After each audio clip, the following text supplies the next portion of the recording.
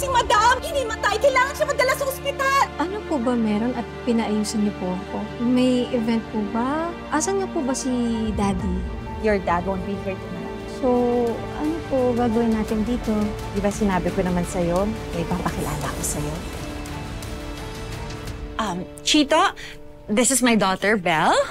Belle, this is Chito, the man I've been telling you about.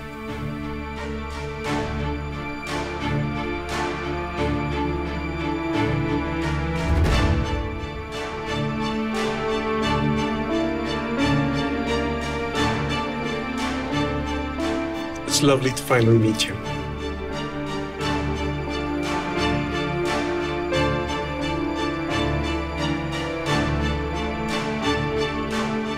Kayo? Let's give a warm round of applause to Mr. Chito Alarcon. Belle! I'm sorry. This isn't right. I can't do this. Belle!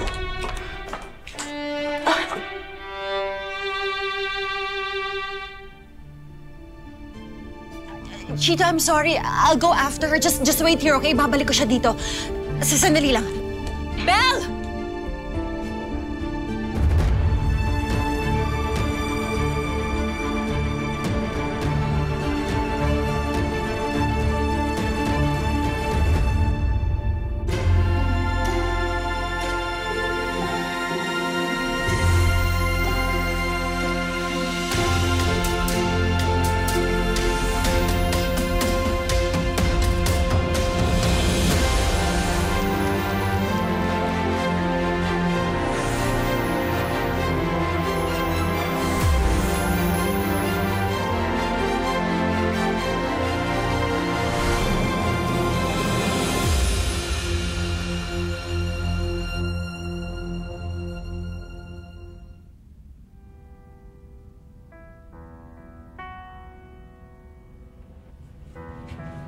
Alam mo, Rosel,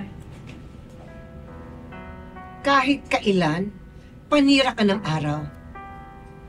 Bakit kailangan mong isama yung lalaki niyan dito? Ate, nalaman ko kasi nandito ka sa ospital, kaya nakakamusta lang ako. Ipokrito! Nandito ka para alamin kung mamamatay na ako. Hindi totoo yun. Kung ano may nagawa ko nun, pinagsisihan ko na yun. Dito ko para humingi ng tawad sa'yo. Sorry na, ate. Patawarin mo na ako. Sorry? Bakit? Maibabalik ba ng sorry? Yung lahat ng nawala? Matatanggal ba yung sakit sa dibdib ko? Kapag humingi ka ng sorry sa akin? Kahit magsisi ka at gumapang ka na parang ahas sa paghingi mo ng tawad sa akin, hinding-hindi kita patatawarin. Napakasama mong anak. Ikaw ang nagpahirap sa mga magulang natin. Namatay sila na masama ang loob sa'yo. At ako ang nagtiis ng mag-alaga sa kanila. Pati sarili ko pinabayaan ko dahil wala ako naging katuwang sa pag-aalaga sa kanila. At ikaw, nasaan ka?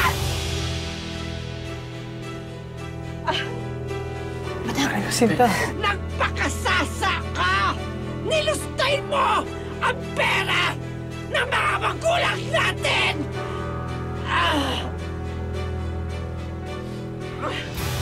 Umalis ka na.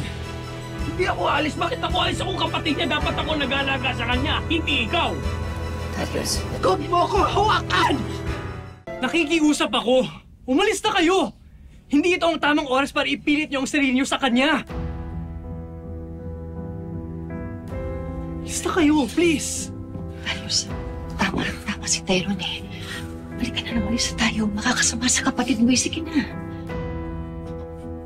Jacinta.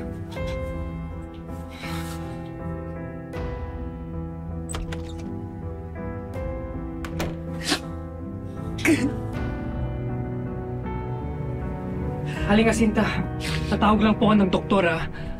Hindi na. Huwag na. Mag-breathing exercise na lang ako. Haling Jacinta, sure po kayo? Oo.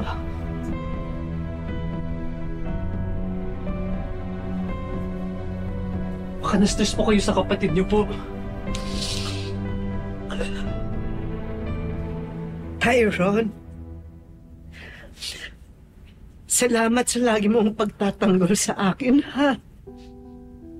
Sa mga nalaman ko po, alam ko na kung bakit naging ganyan kayo. Hindi ko kayo masisisi.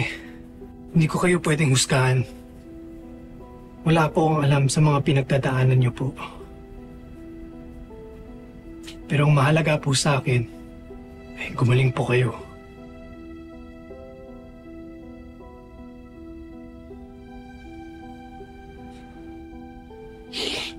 Hindi na ako gagaling. Nagaling po kayo. Sabi po ng doktor na magagamot po yung cancer niyo po.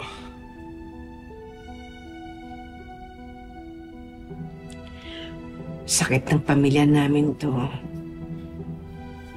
Ganito rin namatay yung tiya ko. Yung sasay ng nanay ko. Cancer. Tapos yung kapatid ko, nagkasakit din ng cancer. Tapos namatay. Sa lahi namin to. Kaya alam ko, sa ganito rin ako mamamatay.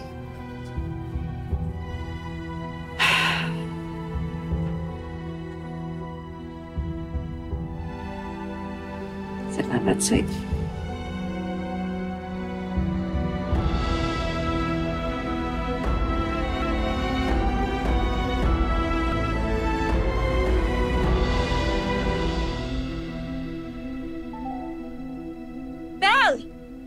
Belle, stop right there! What is wrong with you? Bakit pinahaya mo kay Chito? Ma'am, hindi po ba kayo nahihiya sa akin? You set me up with a guy na kasing edad ni Daddy. How can you do this to me? Belle, makinig kang mabuti sa akin, okay? Do you want to help your dad or not? Our business is falling apart. At Chito, he can save us. At kung talagang may malasakit ka sa dati mo, you will treat Chito right. You'll play your part. Do you understand? Mali po ito. Pag malaman to ni Daddy, magagalit po siya. At sino nagsabi sa'yo na malalaman to ng daddy mo? Well, this stays between us. That's how we survive. Okay? With Chito's support, it can make all the difference. I don't care if this feels wrong. Walang mangyayari sa pagmamalinis natin, Belle, kung maghihirap tayo. Okay? Anak, this is our secret. No one needs to know. Dahil maraming gumagawa nito. Maganda ka. Gamitin natin yun. Okay?